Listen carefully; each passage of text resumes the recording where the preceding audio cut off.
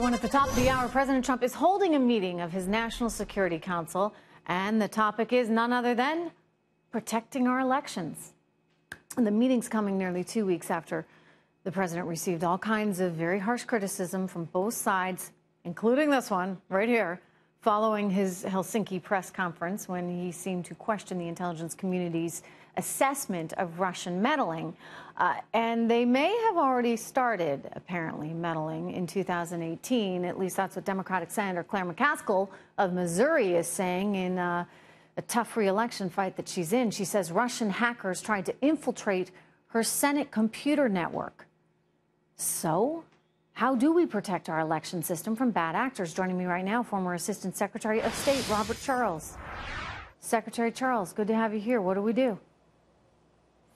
You know, Trish, I think the big picture is always important, and we are at an inflection point as a nation where we have been reactive in responding to a lot of these threats from Russia, from China, Iran, North Korea, and we really now are we have to become proactive. And so if you break it down at the national level, you had two National Security Council principals meetings on Thursday. You have this meeting happening with the president today. It's not just window dressing. It is really the coordinated effort by the interagency to look at this problem and get ahead of it. At the legislative level, and I'll be honest, I think a lot more could be done. Right now, we do not have a national architecture on the voting side of this. That is not, I'm not talking about the digital propaganda side. I'm talking about the actual voting machines. We have 50 different systems. There should be a national architecture where you do end-to-end auditing. Makes sense. Every single interaction is tracked.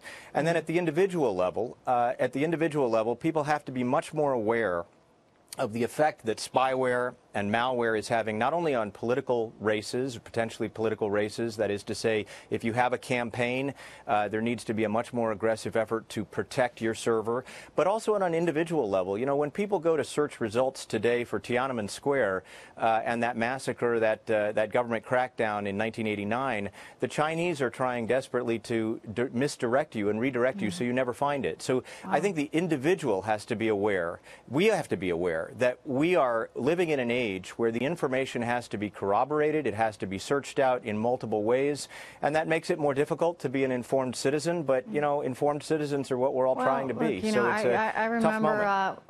I remember the old microfilm, right, in the library. You actually had to go and look up articles, and you know, when Google didn't exist and you were researching a topic, you actually went back to primary sources of the time and looked for real historical accounts. And I think you're right in that in today's day and age, it's too easy to just do that quick search and Wikipedia pops up, and who knows who's influencing that. Certainly the Russians, the Chinese, et cetera, could. But you mentioned something, Robert. It's a little scary, and you talked about the voting mechanisms and machines themselves. I mean, that's one thing that we still believe is sacred, that nothing was hacked into.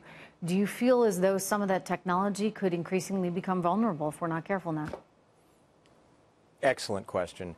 At the end of the day, right now, we are relatively safe because we have an awareness of what we're looking at, and I think right down to the local level, we're very attentive to what the results look like, and we're sort of cross-checking ourselves.